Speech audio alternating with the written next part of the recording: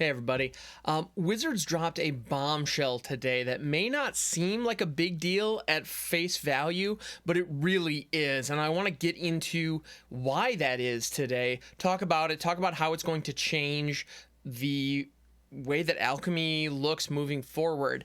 And yeah, let's just dive right on into it. So today, as I'm recording this, it is July 5th, 2022, and they released a banned and restricted announcement today that is only affecting the alchemy format.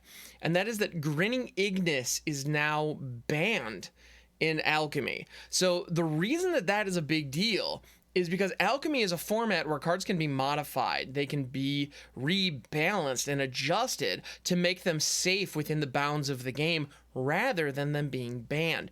To be honest, I was of the impression that one of the goals of alchemy was to have a space where no cards were banned, or very, very few cards were banned. And I'm shocked to see this today. Now, to Wizards' credit, I did go back and read the initial announcement article introducing alchemy to the populace, and at no point did they say in that article that bans would not be part of their strategy moving forward. So it's not like they're going back on a promise per se, but there was an implication, and I find that interesting. And one of the things that I find especially interesting is their justification for it.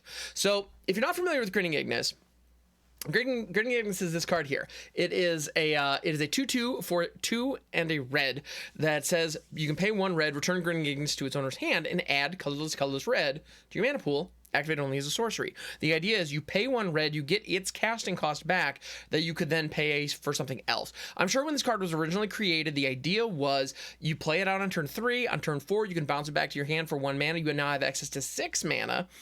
You know, one of which is red plus whatever's left on your mana, you know, on your lands. So you have access to 6 mana that you could then use to cast a 6-drop spell on turn 4. You know, it kind of like ramps you slightly. You know, it ramps you by 2 for one go. However, that's not how people play this card. People play this card in combination with cards like Burgi, that whenever you cast a spell, you create 1 mana. That way you can just play the Grinning Ignus back with the mana that it gives you indefinitely, because you get the 1 mana from Burgi that you need to bounce back to your hand. Or more recently, they introduced a card in Alchemy that also does a comparable job and does something similar in Racketeer Boss. Racketeer Boss is a 2-drop that says when it enters the battlefield, you choose up to 2 creatures and or planeswalker cards in your hand. They perpetually gain when you cast a spell, you create a treasure token.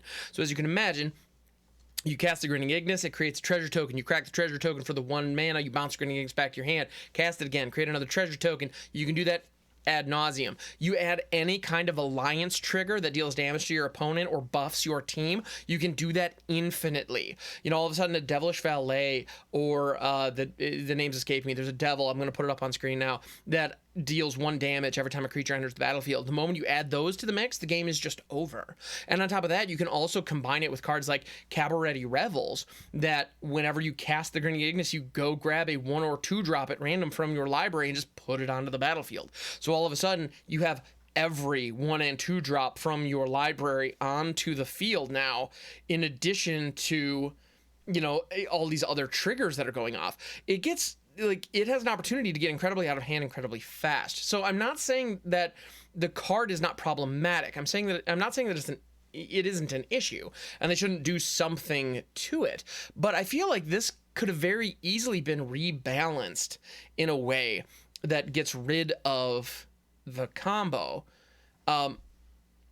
But don't take my word for it. Let's see how Wizards justified this banning. So they acknowledge Grinning Ignus is banned in Alchemy. And I quote, "One of Alchemy's guiding lights is to keep the format fast, fun, and dynamic." Okay. "While combo decks can be a fun and healthy part of metagames, this deck fell outside these format goals. We discussed rebalancing and may do so at a future date, but each change we've considered so far would effectively eliminate this combo. So we've decided to ban the card instead."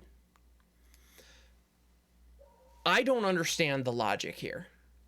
We don't want to rebalance it because it would eliminate the combo, so we're going to ban the card to eliminate the combo.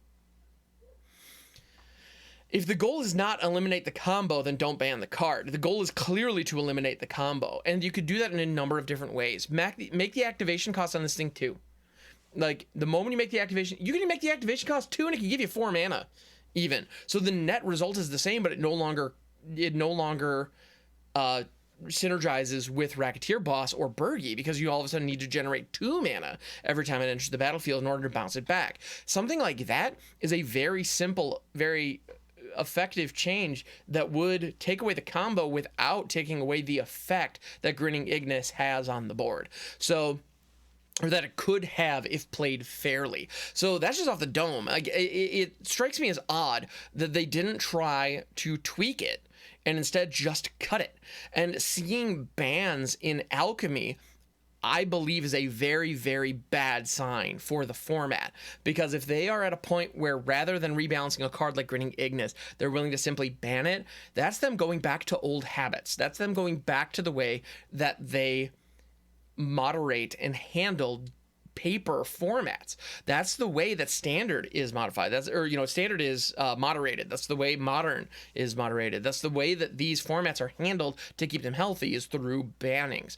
Alchemy was set up in such a way that it could be this environment where bannings were no longer necessary. But apparently Wizards disagrees, and that makes me nervous. And it makes me wonder what the future for the format holds, because there were opportunities to modify this card. There were opportunities to tweak this card to make the combo ineffective while maintaining some elements of this card. Because don't get me wrong, it would be possible if you got both Racketeer Boss and Bergie on the battlefield with a Grinning Ignus that had 2, mana cost 2 in the activation. That could still work. You could still pull off the combo, but it becomes a 3-card combo instead of a 2-card combo. Consistency drops significantly, and isn't that what you're looking for?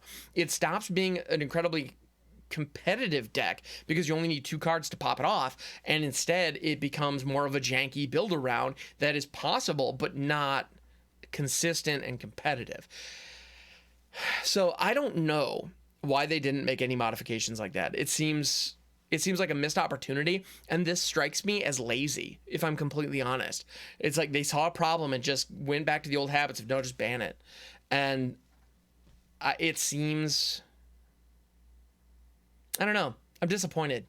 I'm very disappointed. And if you needed further proof that Alchemy was in a bad state, I feel like this ban and restricted announcement acknowledges that, or it puts it that way.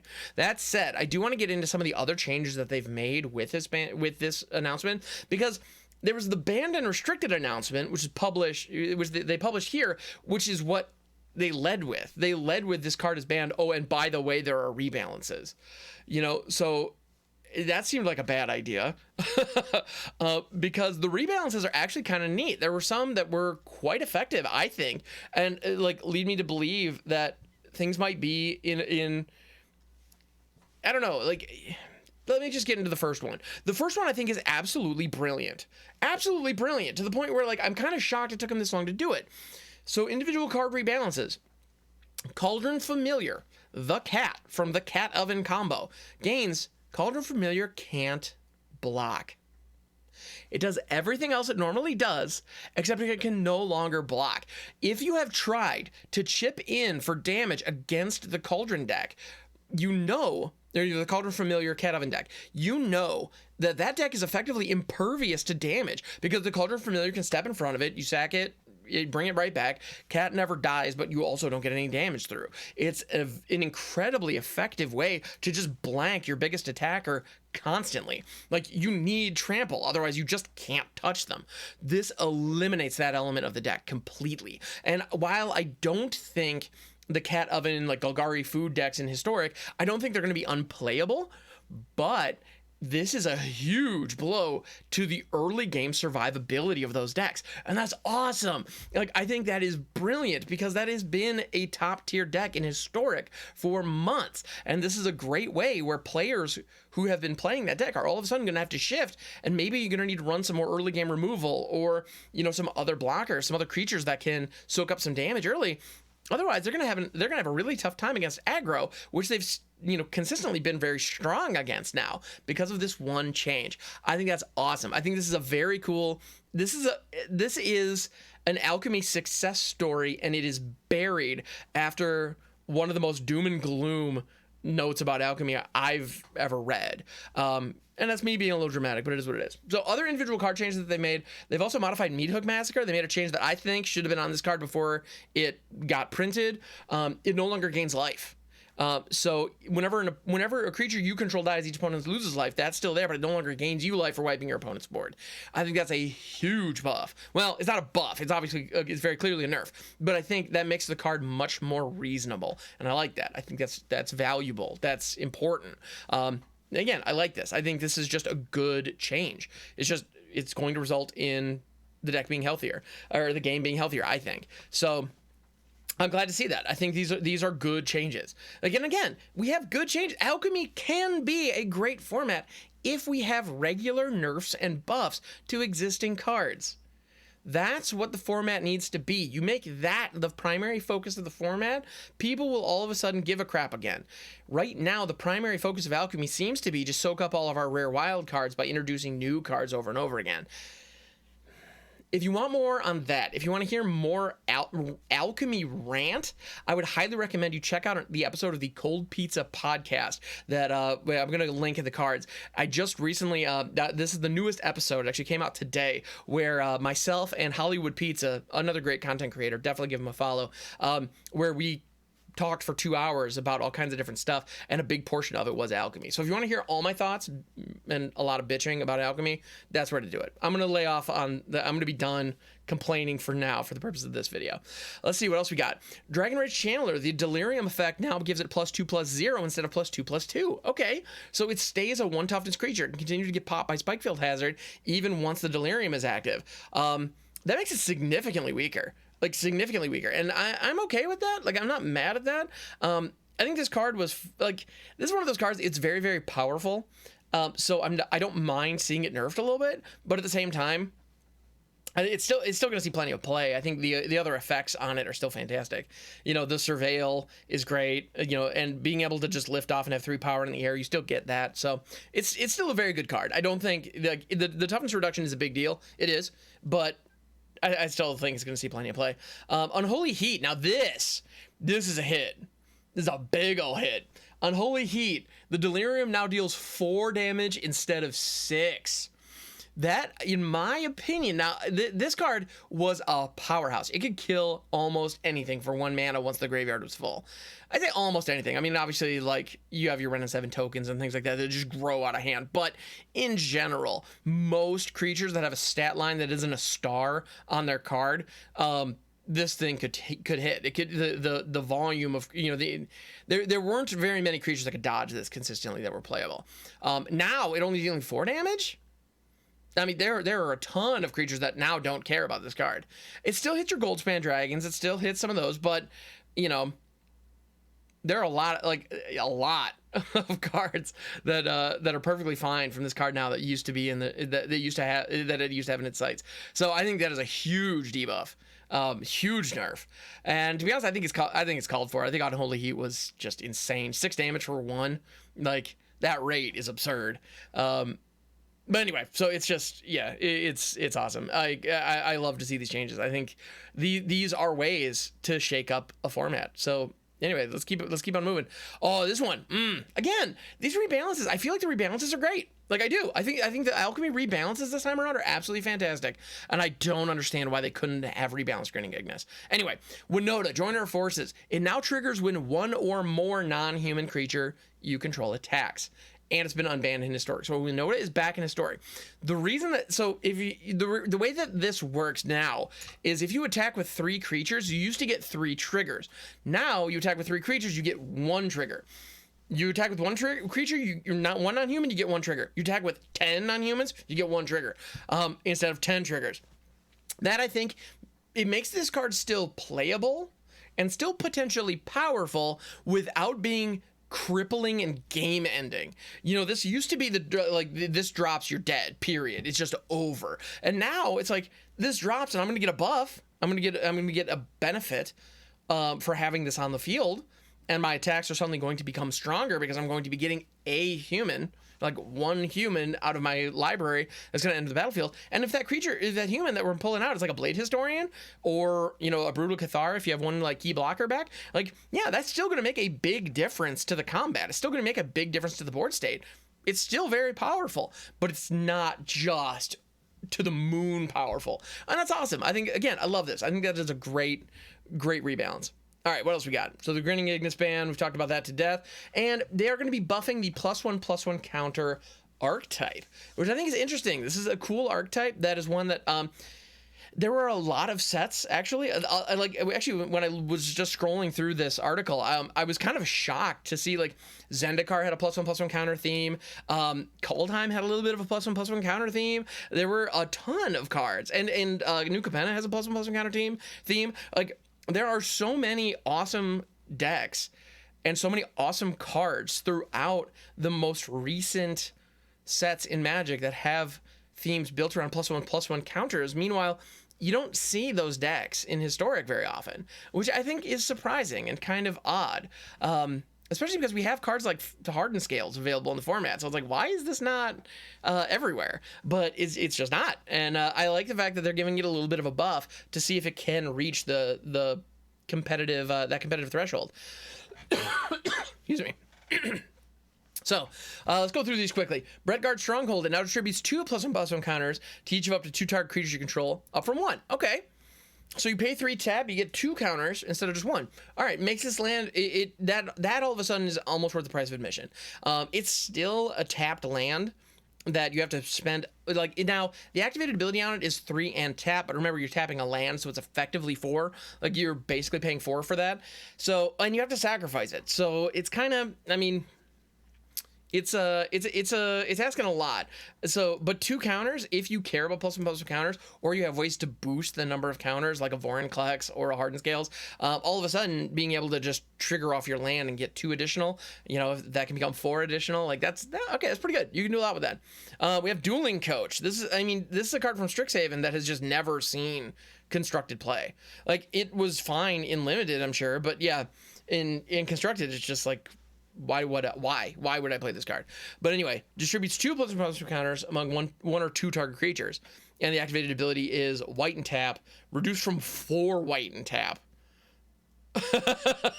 My goodness. All right, so all of a sudden this went from unplayable draft chaff to being a very potent card. The ability, pay 1 white, tap, put a +1/+1 counter on each creature you control with a +1/+1 counter on it, is very powerful. And it puts 2 +1/+1 counters on it the moment it enters the battlefield. Like, all of a sudden for 4 mana, you're getting the money, you're getting your mana's worth out of this card all of a sudden. Like, that went from an unplayable draft uncommon that frankly I'd forgotten about, and I'm sure most of the Magic community had, to being a playable card. Sweet. Like, I think that's really cool. Like, and that's interesting all of a sudden. Like, that actually reminds me a lot of Steel Overseer, which is a card that specifically works with artifact creatures, where you simply tap it and you put a +1/+1 counter on all your artifact creatures. This kind of reminds me of that. You need to, like, prime the creatures by having 1 counter on them already, but once you have that, you're golden. You're just, yeah, they're going to get out of hand. I love that. That's really cool. Like, yeah, sweet design. I dig it.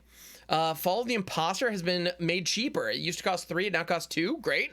And actually, Fall of the Imposter is kind of neat. It is removal. It's suspended removal while putting +1/+1 counters on your team. And so at 2 mana, great. That actually seems really reasonable. I like that. Gnarlid Colony. So now Gnarlid Colony is a 2/2 for 2 that gives creatures you control with +1/+1 counters on them trample.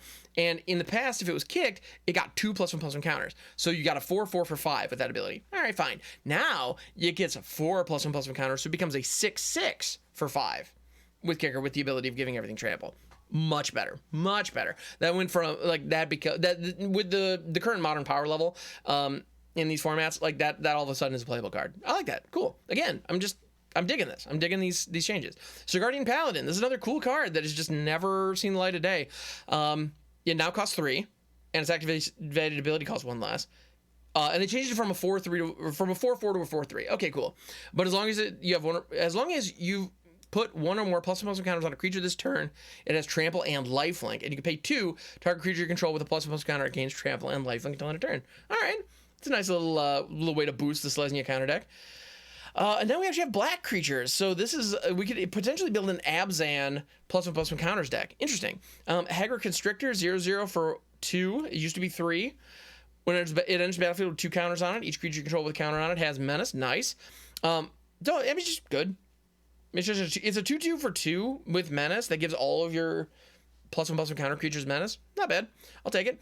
Tenured Inkcaster. This is a card that I thought was actively bad until some people completely dump trucked me with it in draft.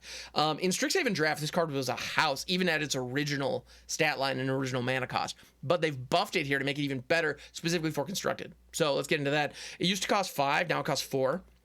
And it used to be a 2/2, now it's a 3/3. But it still has the ability, whenever a creature you control with a +1/+1 counter on it attacks, each opponent loses 1 life and you gain 1 life. That's incredible. You have 3 or 4 creatures with +1/+1 counters on them attacking. You're having an 8, 10, life point swing. Now, just from attacking, you don't even get to the damage yet. Awesome. I think Tenured Inkcaster is actually a really cool card, and it would fit this deck very nicely and fits this archetype beautifully. So I appreciate, again, Wizards, you're doing a good job rebalancing. Trust yourself that these rebalances can help the format and do them more often.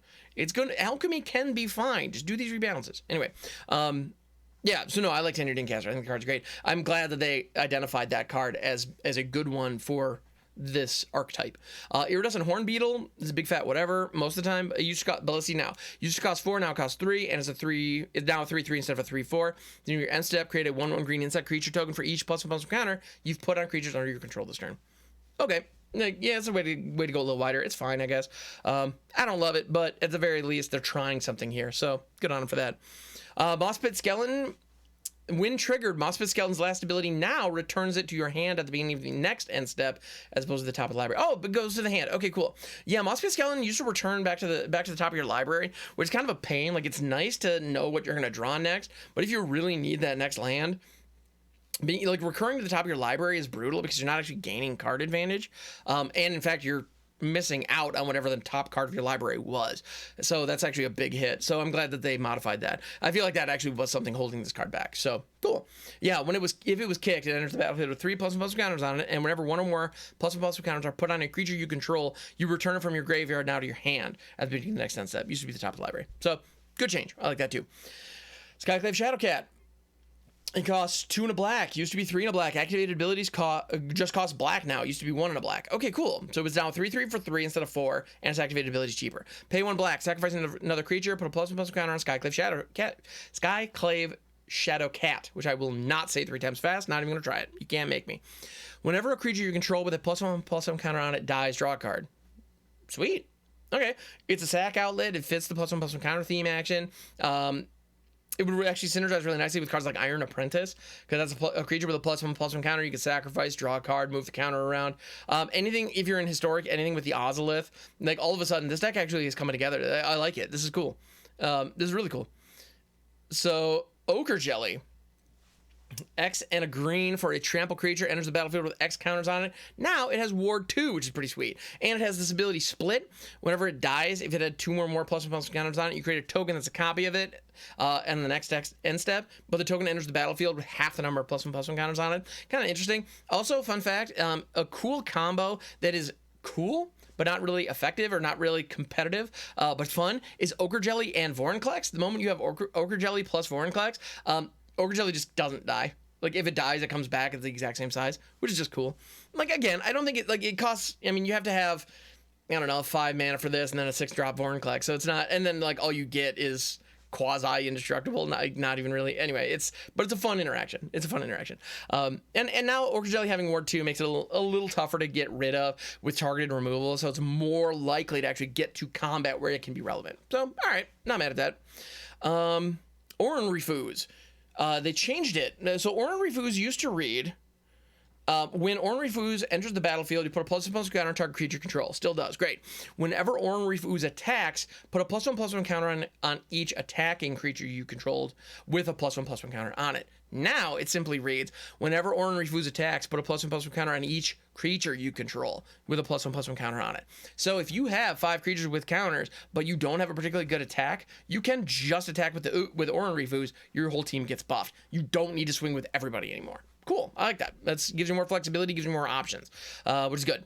Tanazer Quandrix. This is the Elder Dragon from the Quandrix College on Strixhaven. It used to be a 4/4 for 5, and it had a ton of abilities that buffed +1/+1 creatures. It was, or counters on creatures. It was clearly designed to work with fractal creature tokens, because they all have +1/+1 counters on it of certain sizes.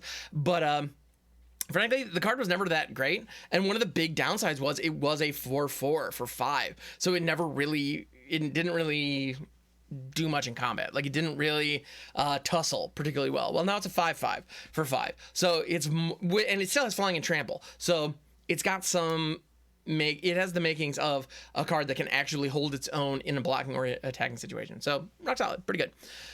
All right, what else do we have? Instant sorceries and wizards. They're modifying wizards. Interesting. Ardent Dusk Speaker. This is a card that was like unplayable, like completely unplayable, and they now buffed it so that it costs 3 instead of 5. That's a huge difference. But yeah, whenever it attacks, you may put an instant sorcery card from your graveyard on the bottom of your library. If you do exile the top 2 cards of your library, you may play those cards this turn. Weird card, but at the same time, like, it's interesting. It's instants and sorceries matter. You get impulsive card draw. Like, it's a cool design. I like it. And now it becomes playable now at 3. So let's go. Maelstrom Muse, it now costs 3 instead of 4. Cool. Like that. Rockside Sorcerer. It looks like they're modifying a lot of the knobs just to make things cheaper, which for wizards and spells specifically makes sense. That makes a lot of sense, actually, because these are setup pieces. Your wizards in spell slinging decks, the wizards that are going to be on the board and taking advantage of these spells, you want to get them on the board quickly and then cast a bunch of spells around them. And so when they're 4 and 5 drops, it's just, by the time you get them online, you had to pretty much burn a lot of your removal spells to stay alive, or a lot of your counter spells to disrupt your opponent's plan again to stay alive. So it's I like the fact that they're making them cheaper, making them easier to get to. So yeah, Rockside Sorcerer, same story. Used to be 4, now it costs 3. Also, is it just me? I'm gonna go ahead and zoom in a little bit. Is it just me, or does this guy look kind of like Spice 8 Rack? Just throwing that out there. Or maybe I just see Spicy 8 Rack everywhere because maybe just because I want to. I'm just saying. What? He's a good looking guy. Anyway, let's see what else we got. Tonal Shredder. Because, yeah, this card was not seeing any play whatsoever. And interestingly, this is actually a point where you get +1/+1 counters from exiling instants and sorceries from your graveyard. So this is kind of where the 2 archetypes that we're talking about today meet, which is kind of fun. It used to cost 3, now it costs 2. They did lower the toughness, so it's now a 2/1 with haste instead of a 2/2, which is fair, I think. But at the end of the day, like, cool. Like, I like it. It's cheaper now. And when you're looking at a 2-power hasty threat that you want to be sticking on the board and attacking with potentially, it costing 3 makes it almost like I think costing 3 makes it unplayable on rate, just period. It just does. Yeah, and that's not the case anymore. So cool. Master of Winds, it now has 5 toughness instead of 4, and the ability swaps power and toughness still. It now takes into account the 5. Cool. That makes a much bigger difference, because that makes a significant difference. So I like that. What else we got? Mentor's Guidance used to cost 3, now it costs 2. This is an opportunity to possibly, I mean, this was just a situational divination previously. Now with it costing 2, this actually makes a lot more sense. I like it a lot. Yeah, if you control a planeswalker, cleric, druid, shaman, warlock, or wizard, which, let's be honest, like, there are a ton of decks that can meet that requirement. That is not hard. Being able to copy it and getting scry 1, draw a card, scry 1, draw a card, all for 2. Cool. It's not a bad value. And all of a sudden, in decks like, is it wizard spellslinger decks, all of a sudden this is in the conversation, because for 2 mana you can get 2 cards, but if certain conditions are met, like, that's good. But at sorcery speed, it still is pretty rough. If they really want to take this over the edge, moving it to an instant would make it much better. But at the same time, that would change the way the card works on a fundamental level, and maybe they don't want to go that far just yet. So tweaking the knob, seeing how it works, and then, makes sense. I'm not mad at that. All right, next up we have Roman, Scholar of Sparks, and Will, Scholar of Frost. Their starting loyalty is now 3. Roman's starting loyalty is now 3. It used to be 2. Excellent. And Roman's ultimate is now -5 from -4. And Will's starting loyalty is now 5. And Will's ultimate is now -8. So the Planeswalkers have the same number of turns to get to their ultimates now, but their starting loyalty is higher, meaning that it is more difficult to kill them early. That was one of the things I never liked about Rowan starting at 2 loyalty, is even if you upticked her the first turn she enters the battlefield, a Royal Eruption kills her immediately, and that just feels awful. Yeah, so I'm glad they changed that. That's cool, because she was very squishy, and so they gave her a little more loyalty. Excellent. Sorcerer class. I cannot believe that the first round of Alchemy changes saw changes to Druid class and Wizard class, and they didn't change Sorcerer class. This thing is, I have tried building around Sorcerer class. I think the card is fundamentally flawed. I think the kind of deck that they were trying to build that Sorcerer class fit into does not exist and does not work. I am a jank player through and through. I love finding weird decks that can do weird things. I don't think this is I don't think this card has it. Even with the changes. So then now the level 3 used to cost 5, it now costs 3. You know, and maybe with these buffs, we're gonna get the right balance of spells and wizards and creatures on board. Because what this card wants is to be casting spells a lot to get card advantage while ramping using creatures. And which is just sort of odd. Like, it's just not a setup that is very common.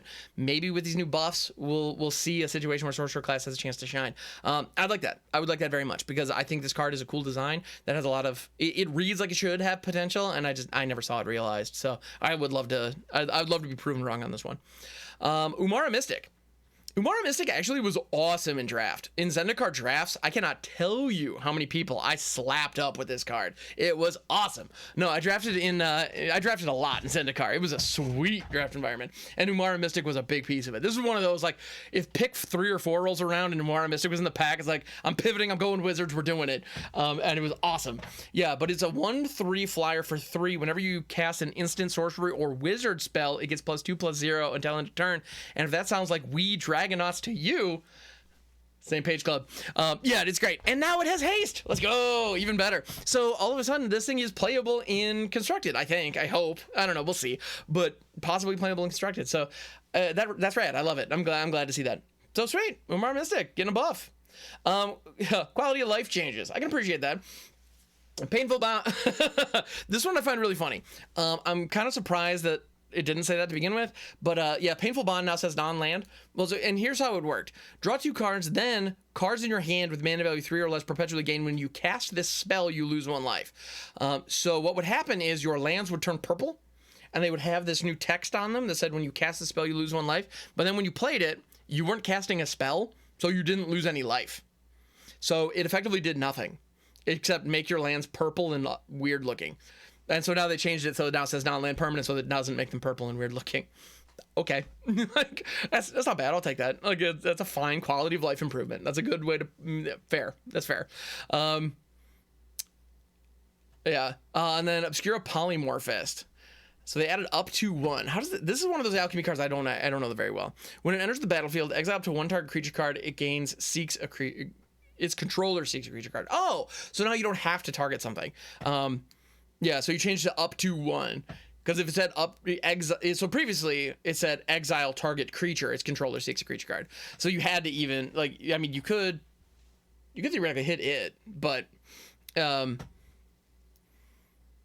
you can choose not to hit anything. All right, that's decent.